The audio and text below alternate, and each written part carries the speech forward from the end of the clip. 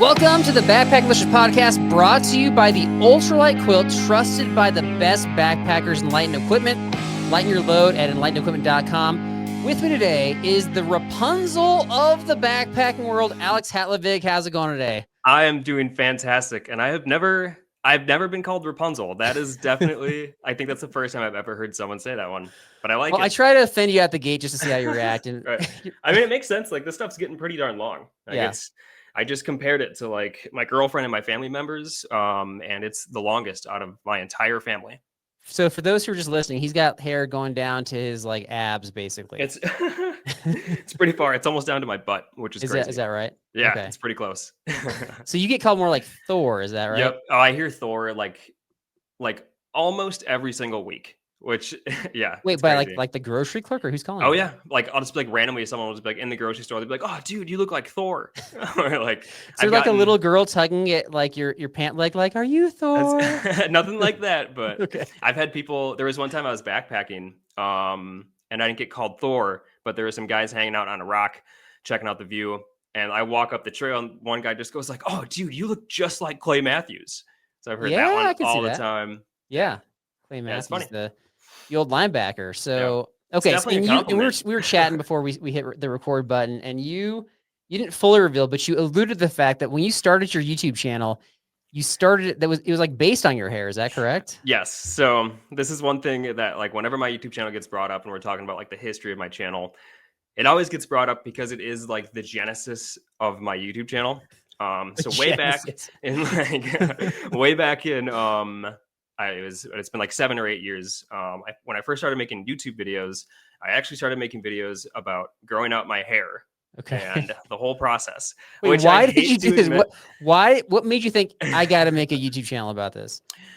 When I was at the end of college, I was watching a lot of YouTube, and it was like, this is something that I want to do. I'm like, I'm super into it. It had nothing to do with my college program or degree. I went to college for exercise science, kinesiology.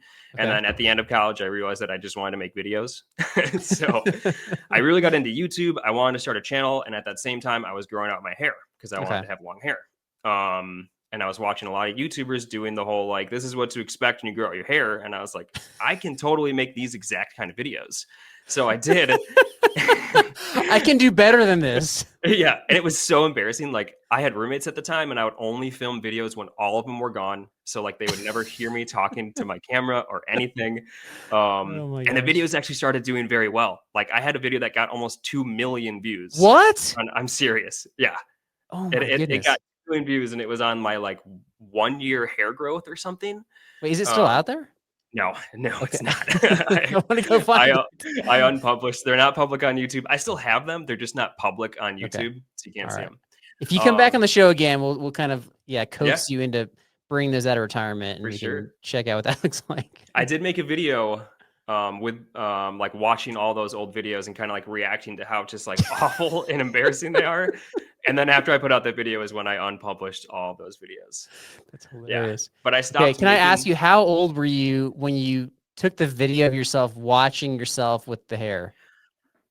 20. When I'm 29 now, I was probably like 27. Probably. It was just a couple of years ago. Probably. You matured fast. I think that would have taken me to like 30 plus, I would guess. So yeah.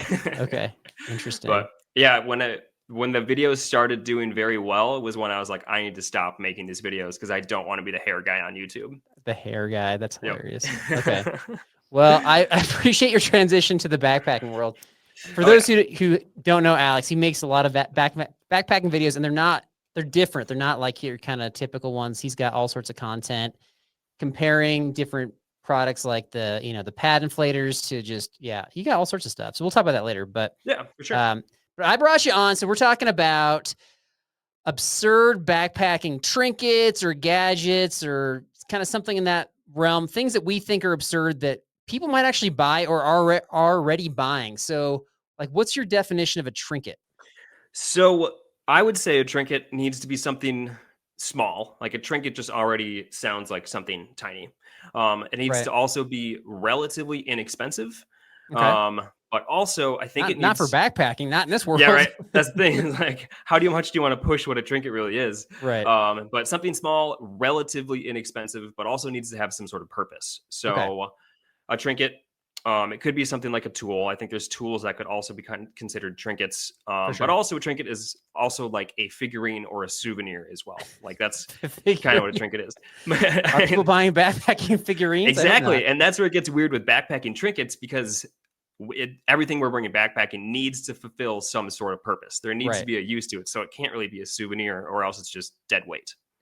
Which we brought. We brought figurines and dead weight just to shove it into other people's packs. But that's, so that's the purpose. I don't know if that's really sufficient, but yeah. And I use the word gadget too, which I think you kind of hit on, which is also small, and it could be a piece of tech. Although I don't know if I have any tech with me, but it's typically some form of tool that's serving a purpose. Yeah. And I'm really curious. Like as I was kind of digging this, I'm like, I wonder if we're gonna have any of the same ones. I know. I was wondering that same exact thing. I have some extra ones, and one might even be pushing the size limit, or a couple might. But I also have. I think it'll be good. Yeah, I got a backup. You got to get a backup. Okay. Yeah, just in case we have the same ones. I was like, I need to have one extra backup. Well, the goal was 6, so we might end up with more than 6. So we'll find out. Okay. All right. Let's see. You want to go first? Or you want a second? I'll jump into it. I'll totally go into it. Okay. Yeah. What you got? So this first one that I have here is the 20-in-1 survival bracelet. That costs 20-in-1. That's 20-in-1 bonus. There are 20 things on this bracelet, and so what I'm holding for people who are just listening, it's one of those paracord bracelets that's like the paracord that's all braided together, but also on it is a big buckle. There is a compass attached to it as well that really doesn't work very well because it's I was gonna ask. This thing was $10 on Amazon, so it's very inexpensive. There is a compass, a ferro rod right here in this middle piece. If you guys can see that is a ferro rod. There is a tool card. This little tiny thing here is their tool card, and it's about an inch long by maybe a centimeter wide, with a bunch of little. It's got there's a bottle opener on it. There is. It's so small. Could you physically have enough leverage? Exactly. That's what my thoughts were. I was like, how are you supposed to open a bottle with this thing? My fingers are covering up half of it. There's screwdrivers. There's a whistle, thermometer, an SOS light. We push this down, I believe. Over here on the other side. SOS light. There's an SOS light. There is. It's Goodness. And it's got an airplane could probably see that flying over. Yeah, right. Yeah, the helicopter that's coming to save you is going to see that little light blinking. Right. The other thing that's weird is that it has something that says "take out phone card." Okay. Which I have no idea what that means. Like the SIM card? I have no idea. There's like a little pin thing. There's a little button here that you can kind of push. Okay. And the directions say "take out phone card." But that's if you are lost and you want to stay lost. That's you're actually trying to escape society at that point, right? Take out the SIM card. Take out the SIM card. Don't track me. Yeah. It's not going to ping the cell phone towers. I just want to escape. Yep. Okay. So it is that's the 20-in-1 survival paracord bracelet. This, I would say, is something that if you're newer to backpacking, you might think it's something that you want or think that you need. Just because it kind of they market it towards you as you need this on your wrist. You're going to need all of these things. And it does have a bunch of stuff on it, which is cool, but you're not really going to use any of this stuff. You're right.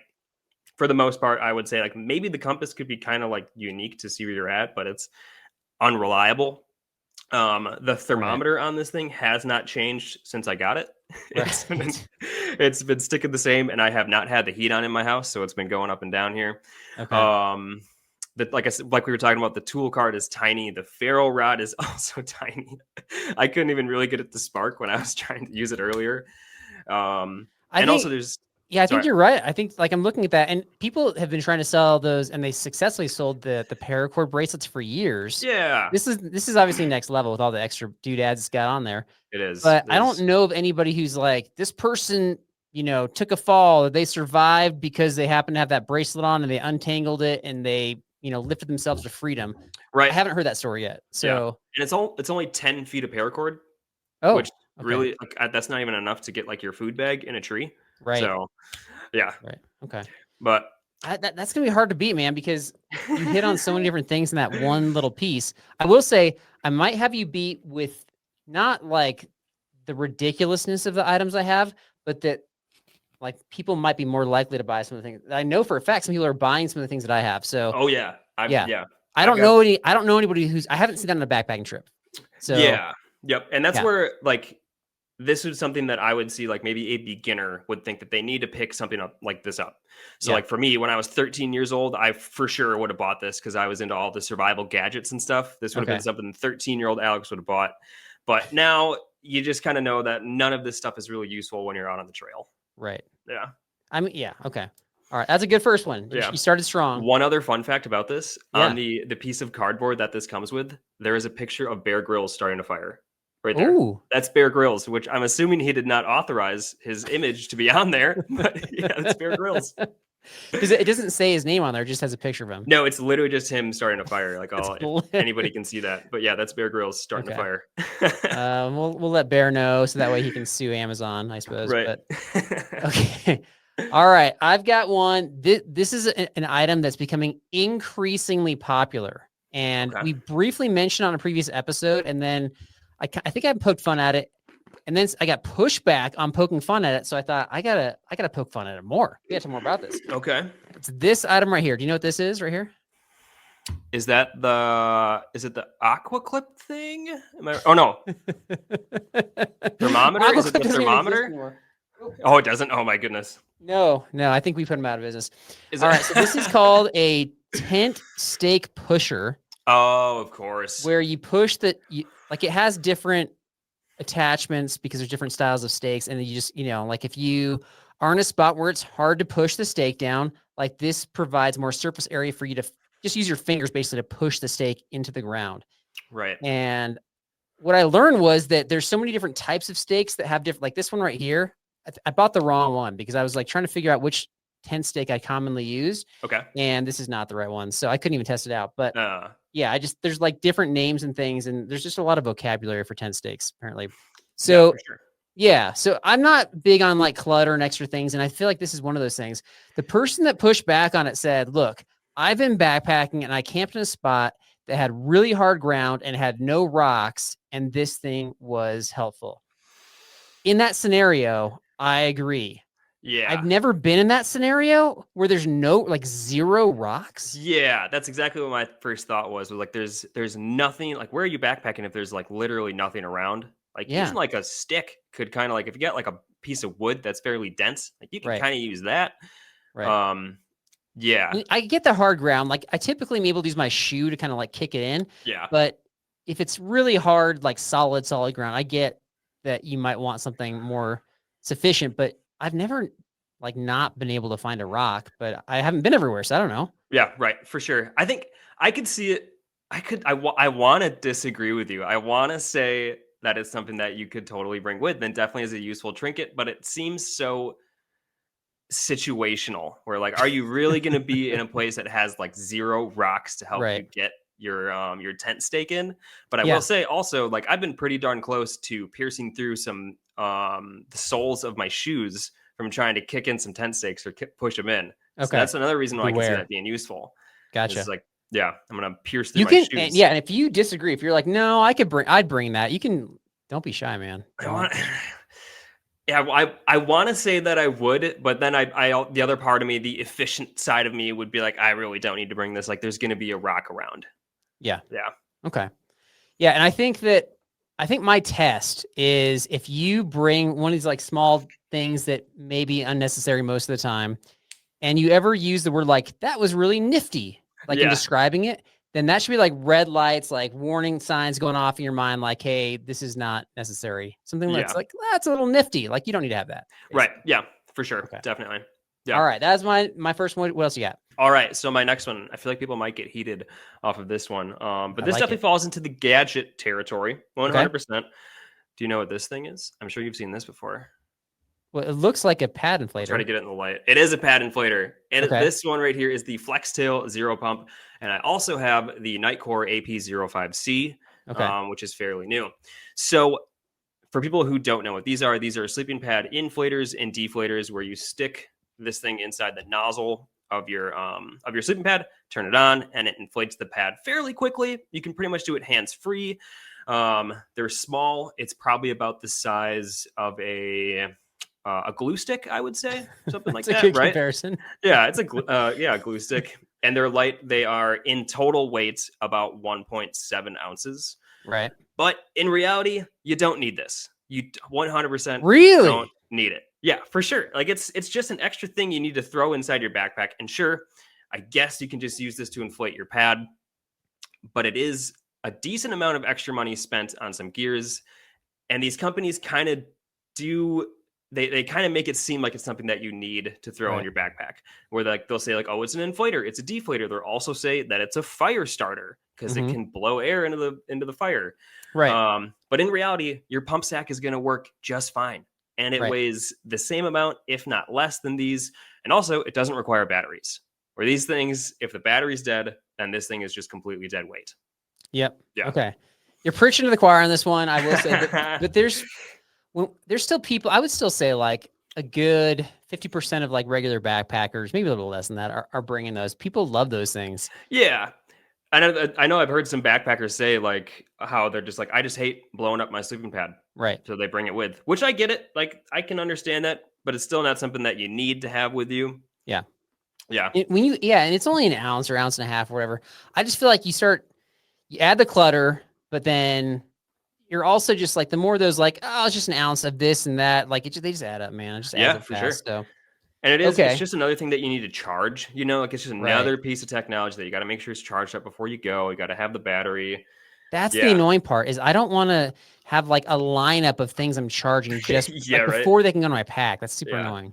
Yeah. And also these companies say they're like, oh, the weight's only 1.2 ounces, but that's without the battery, which I think is just correct. Which is ridiculous. Correct. Like that bugs me so much because it's like essentially lying to us. Because and there's a lot of companies that do that. So like when so Zoleo, for example, they show their device attached, and Garmin does this too, but they show their device attached to your strap on your backpack with a carabiner. And so when we had like the CEO of Zoleo on, I was like, oh, he's like, it's only weighs whatever. And I was like, yeah, great. Is that with the carabiner? He's like, oh no, not with the carabiner. I was like, okay, not that the carabiner weighs a ton, but it's like they're kind of skimping it. There's kind of like, I don't know, false.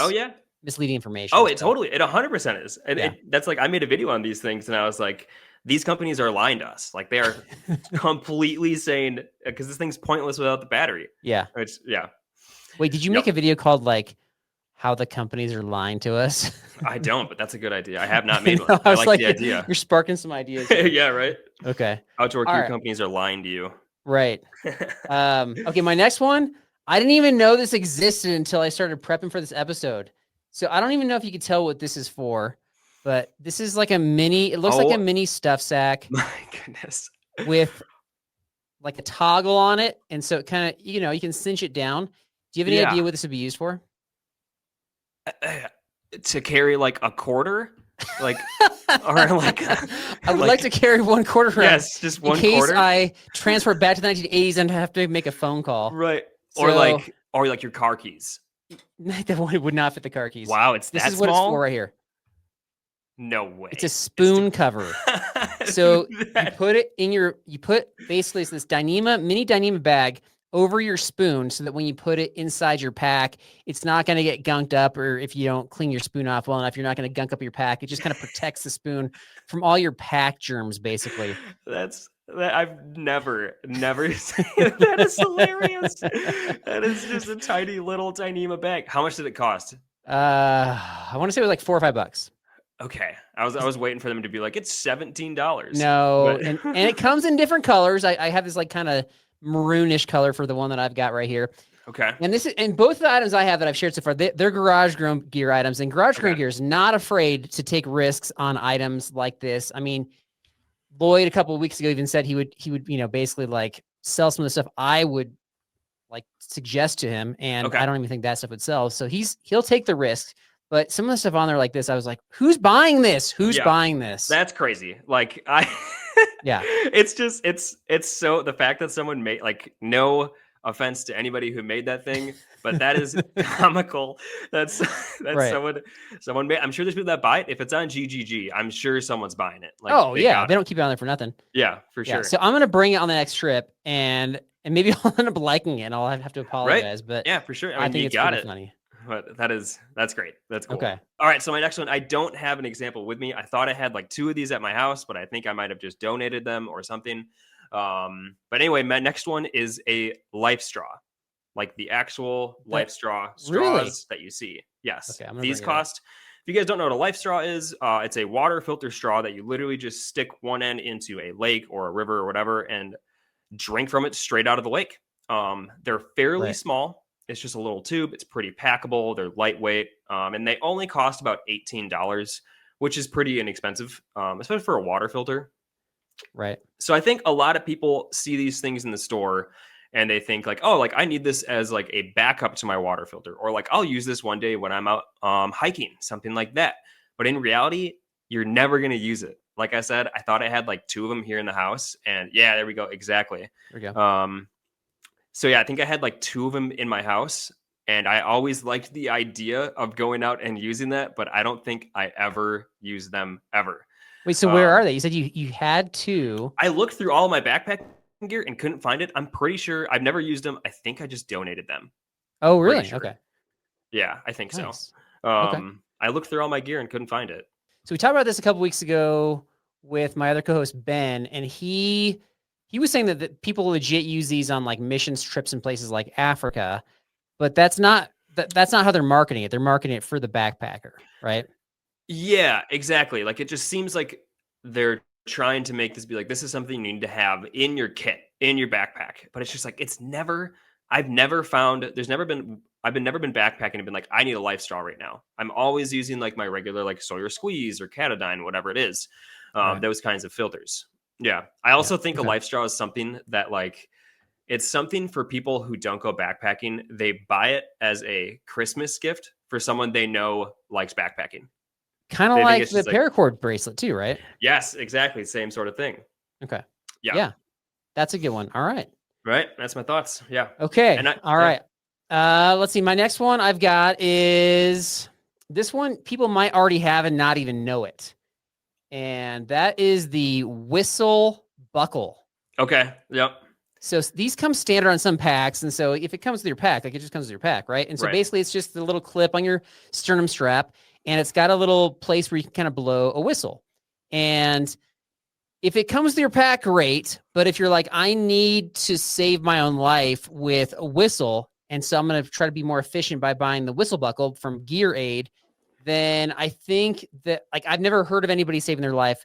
First of all, with a whistle, and second of all, with this small of a whistle that's not going to project that much sound. Yeah. Blow it. I can't blow with it. And it doesn't even work. Yeah. Well, I still have it attached to the bag, or to the box, but either way, it's not going to project enough sound like a major whistle will. And so I think it's just kind of like the only thing that I can maybe see where it's helpful is if you have a kid and you don't want to give them an extra trinket to carry around, and you're not concerned about them getting like too lost or whatever. Maybe they're just like out of sight. If they get out of sight of you, or if they get too far away, like you can use the whistles to communicate. That's the only thing that I can legitimately see it for. Yeah. Yeah. It seems to be too small to be like an actual piece of safety gear. But I do think if someone who just likes to be prepared for those kind of things, I feel like it's at least something there as like peace of mind. It's somewhat useful because like, okay, wait. So would you swap out your sternum strap on your pack and then buy this? Me personally, no. Okay. I would not, but I could see how someone might. Okay. I could say if someone wants the peace of mind to have a backup, like a safety whistle that with them to get someone's attention, I could see it. Okay. I could see someone switching that out. It depends on like how hardcore this person is about safety. Right. So I could definitely see why someone would. I personally would not. But that thing can't weigh very much. I mean, if you're just swapping out your sternum strap that you've already got, like if you just have like an Osprey backpack or something, you can switch out your sternum strap for something like that. I would say definitely on an Osprey or your typical like Gregory packs. If you have one of those ultralight packs where you spend a lot of money, that probably weighs 3 times the amount of the clip they have on there. Yeah. My Z-Packs backpack, the clip is like, it's super small. For sure. Yeah. For sure. Okay. I'm still not buying it, and I wouldn't recommend it unless, like I said, there's a scenario where you want. And even then, like I tended to strap on or clip a legitimate whistle onto my kids when they were really young, so that if they did get into trouble, they can blow the whistle. And Okay. and we went to Canyonlands, man, which is a pretty dangerous place, and we still never used the whistles. I'm not saying that there's no scenario. I wouldn't put it quite in like the survival mirror category where it's just like so rarely used, but definitely closer to that than like you're in reach for sure. Yeah. So. Yeah, that's the thing too. Like, yeah, like I still want to say you could totally bring it because like you fall down like the side of whatever, like a cliff or something. You're alive, but you can't really move, and the trail's up above you. All you like, if no one knows that you're down there, you could just blow this whistle to get someone's attention. So like, it's definitely has a use to it. There's scenarios. I can see that scenario happen. I just don't know if it's happened. So right, it's like the stake pusher thing. There is theoretically a scenario, but if you prepare for every possible scenario, that's where you get into packing your fears, and your pack becomes 30 or 40 pounds. So 100% for sure. Okay. All right. Those are my 3. You gave your 3, but we didn't have any crossover. So do you want to share your backup one just for fun? Yeah, I technically have one more plus a backup. One more plus. Okay, let's go for it. All right, what's your next one? My number 4 was the portable folding solar panel phone charger. So these are those, they're usually about like 3 panels, and they kind of are about the size of a tablet or like an e-reader, maybe like a Kindle. Yeah. And they unfold to reveal like 3 solar panels where you can attach it to the back of your backpack. It sits out in the sun and it charges your phone through USB. Yeah, if anybody knows what I'm talking about, they're like, you can find them for like $35 probably. Yeah. But honestly, I've had them in the past, and they just don't work very good. They really they gotta sit out in like the full sun constantly. It needs to be 100% sunny, or else it's pointless. Right. They really don't charge your stuff very fast. They seem pretty unreliable. And for me personally, I've just never really had a good experience with it. Like, it's just taken too long to charge my stuff. So okay, but have you seen in like the last couple of years, have you seen these out on the trail? I guess not. I can't really say they're that going I have. down, you're saying? Yeah, I would say so. I mean, they're still available, so people got to be buying them. Like, I'm pretty sure you can probably find it on like REI. They're all over Amazon. Are people buying them for backpacking, camping, or are these like the doomsday preppers we're talking about here? I don't know. They kind of get marketed towards backpackers. Like, I've seen where they're like clipped on like the photos that when you look up the product, like they're clipped to people's backpacks as like they're walking out in this beautiful sunny day with no trees and everything, getting full sun. Yeah. So I don't know. I've just seen those things before. I have brought one of those with me while backpacking before, and immediately was just like, this thing is pointless. Like, it's just not working. It's taking too long to charge. Yeah. I would rather just bring a power bank, and then I can just have my set amount of juice in the power bank to charge my stuff, my phone. Yeah. I think that's the future, is people just bringing power banks that are becoming smaller, more efficient. Yeah. Or something has to happen with that solar technology where it is going to, if you do have a sunny day and you do have like exposure to the sun, there's no trees or clouds, whatever, that it just charges like 10 times faster, basically. Right. Yeah, for sure. Yeah. One of those has to happen. So definitely. Okay. All right. Let's see. I'm out of like show and tell items here. So I brought up a couple that I was either not willing to buy.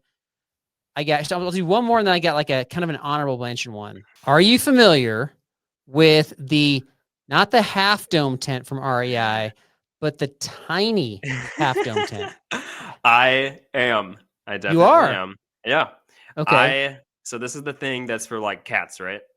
It's like I don't think it's specifically marketed to cats, but that's all it's going to fit as a cat. Yeah. So I have one. I have a tiny tent. Not the tiny half dome tent, not the REI one, but I think it's like the brand is called Tiny Tents, I think. Okay. I have one. Yeah.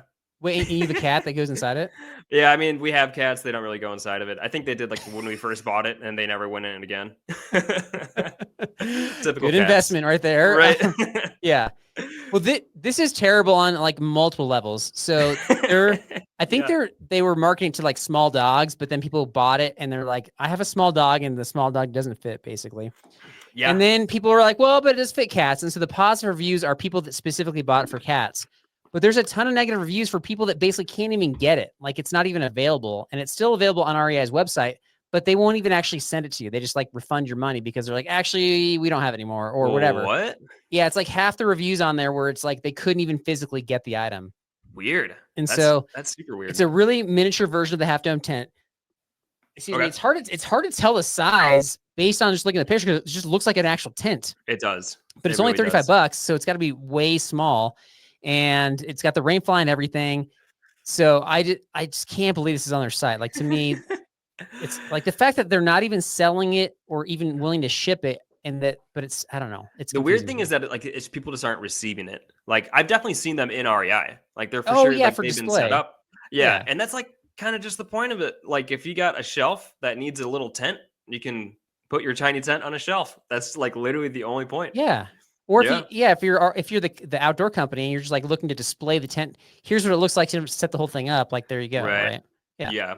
Right. So I just thought it was funny, and it's pointless. I thought the reviews are funny. So. Yeah, it's 100% pointless. Like, it's just stuff, it's just a thing to go in your house. For sure. Okay, there you go. I think we covered, what did we cover? 8 or 9 right there? Oh yeah, 8 or 9, yeah, for sure. I had at least 5.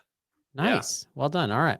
Heck yeah. So I've got, let's see, I got lightning round coming up. So we're going to get to that right after this. All right, we got the lightning round. This is brought to you by Magnet Designs. Handmade to order in Bend, Oregon, Magnet Designs gives you the most vetted backpacking products with the smallest environmental footprint. Through hiker design, tested, built, and owned. Check out the Alpha 90 hoodie, their best-selling product using Polartec Alpha Direct fabric. It's ultralight, compressible, hydrophobic, breathable, quick drying, and just 4.5 ounces. Google Magnet Designs for the best backpacking gear. All right. Thank you, Magnet, for this lightning round. So you've got 1 minute to answer as many questions as you can. The last couple of guests I've had, and we haven't even tracked how many they've answered because they just didn't do so well. But I have a feeling you're going to answer a lot of these. I'm kind of competitive, so hopefully I don't get caught up on too many questions here. Well, we're going to find out. So here we go. All right. So the timer starts after I ask the first question. What is the best thing about Wisconsin? Cheese. What shampoo do you use? I don't. Okay. Best backpacking breakfast? Oatmeal and oatmeal. Yuck. All right. The toughest trail you've done? Smoky Mountains, last day going uphill the entire time. The most plausible conspiracy theory? Aliens. Biggest fear in life? Dying. The worst smell? Puke. Yeah. Something popular that you think is lame? Oh no, that's a tough one. This is hard. K-pop music. Okay. Quote any movie. Doc. What is your favorite trail snack? Trail mix. And time. All right. I gave you a couple extra seconds because I flubbed one in the middle there. Okay. All right. So you're pretty fast. Or 1, 2, 3, 4, 5, I was 7, trying. 8, 9. I think you got to 10, man. You're tops this season. Well done. Yeah, let's go. Well done. All right. So let me see if you say anything. I feel like my movie quote might have been cheating. I just said just Doc. Well, that's strategy. It's technically a movie quote, and I know what you're talking about. Yep. So yeah, I figured people would get it. So yeah. No, that's good. Okay, so you don't use any shampoo. What's going on with that? I should clarify. I rarely shampoo, like once a month, maybe. And it's just kind of like, I just get my hair wet when I shower, and not even every time. Like maybe every 3 times I shower, I get my hair wet. People are always like, "That's disgusting." Yeah, but your hair must stink. It doesn't. It doesn't. Hair doesn't get stinky. I'm not sweating like crazy, and I'm not rolling around in the dirt. It's fine. I am. You're rolling around in the dirt. Yeah, backpacking. I just feel like I'm rolling around all the time. I mean, I really should shampoo and condition my hair more, but it's too much work. It takes way too long, and then I gotta brush my hair, and I don't want it. It's just a long process. You're winning people over with that answer right there. Right. Come meet me. Come smell my hair. Yeah. Actually, it's funny. I was literally rolling around in the dirt for the promo for this episode. So that's. Oh, no way. Yeah. That's literally what I was doing. Okay. That's amazing. Yeah. I got up and I was like, oh, there's looks like some deer pellets here. That's nice. Anyway. Okay. So worst smell, I agree with puke. Do you have a fear of death? Truly? I would say so. I mean, I think that's the one, humans are hardwired to stay alive. Everything about our bodies is keeping us alive constantly. And so like, and that's like the worst thing that could happen is to die. So like, I think to say that I'm not afraid of dying, I think I'd be lying. Like, Yeah, I wish I wasn't afraid of dying. I wish I could like accept the fact that that's going to happen one day. right. And like, I can't accept it, but like, it's still scary to think of. I mean, certainly the way that you might die is scary to think about. I just think it like, I guess I'm older than you. And so I'm like, you know what? I've had a decent run, so I'm good if things don't work out. But I'm more scared of like, getting falsely accused and then you're in jail for the rest of your life. Like, Yeah. like a serious prison, like super max. You're in with like the worst of the worst, and all they want to do is beat you up Yeah, that does and take sound your terrible. food. Yeah. Like, I don't want that. So That does not sound like a fun rest of your life. it does not. Anyway, all right. Well done on the lightning round. All right, tidbits. This is for you. Tell us what you got coming out on your YouTube channel coming up. What can we look forward to? Yeah, for sure. So I have definitely a bunch of like cool trips coming up in the future. Some like winter backpacking kind of stuff, more trips like that. Big opportunities coming up for backpacking, but also a lot more reviews. I make reviews on backpacks and day packs. I like working with smaller brands where like I get to talk about this super unique backpack from a smaller brand that people don't really know, but it's a great option. Tents and like shelter systems, I would say. Backpacking tips, and then also have like tips and tricks coming out for other backpacking videos. Okay. But then like I said, I also have a lot of trips coming up as well. The big news coming up right now that I actually I haven't gotten a video out in like 6 weeks now because I've been planning something really big for a while, and that's because I'm actually in 1 week from recording this episode, I am moving to Utah from Milwaukee, Wisconsin. I'm moving to Utah. Yep. Which is crazy. Okay. Yeah. Big, Wait, where big are you moving life to in change. Utah? Northern Utah in like Logan, that area. Yeah. Okay. Yeah, way up there. So we're gonna be right outside the Wasatch Mountains, which is gonna be awesome. And I'm literally moving there in 1 week from today, which is crazy. So it's coming up very, very soon. Like behind the scenes, he's like selling furniture on Facebook while we're recording the podcast. And I'm like, oh, you must have some extra furniture, but you're like literally selling it to move. That's interesting. I'm literally selling it to move. Like that's what I did. I donated a bunch of stuff today before I jumped on the podcast because I'm just kind of like cleaning up the stuff that I don't need to move with me. Because both me and my girlfriend are moving out there. Got an apartment out there, but thanks for taking the time to jump on the podcast like in the middle of the move. That's crazy. My pleasure. I wouldn't skip this for anything. Like this is awesome. I appreciate that. But yeah, it's going to be great because rather than being like a minimum of a 9-hour drive to get to mountains, I'm now going to be a 7-minute drive from mountains. Right. Yeah. And Utah's got a ton of national parks and places that are not mountain based that you can do in the off season. So there's like just a lot of options. So it's going to be, I mean, the point of the move is to be out west where all the cool stuff is. Like that's why. Yeah. I love Utah. So that's a good spot to move. Right on, man. Well, congrats. Yeah. Thank you. Okay. So that's like a reveal on you. Yeah. So that'll already be up by the time this is out. That'll be probably on your YouTube channel. All right, man. Well, congrats. I'm going to have the link for your YouTube channel down our show description. So check out what Alex has. Really impressive stuff. A lot of fun. You can tell just by him being on this podcast, a very engaging personality and very, easy to watch and listen to. So yeah, well done, my friend. Awesome. Thank you so much. Yeah. This has been a blast. This is like legitimately like a dream come true to me. So thank you so much for having me on. It is. It really, really is. So thank you. Most people are like annoyed. They're like, stop asking me to come on the podcast. Oh my gosh. All right. Well, again, seriously appreciate your time. That's all I got. Remember, if you tell your kids not to use the whistles inside the house, they'll blow it. Have a great weekend. God bless.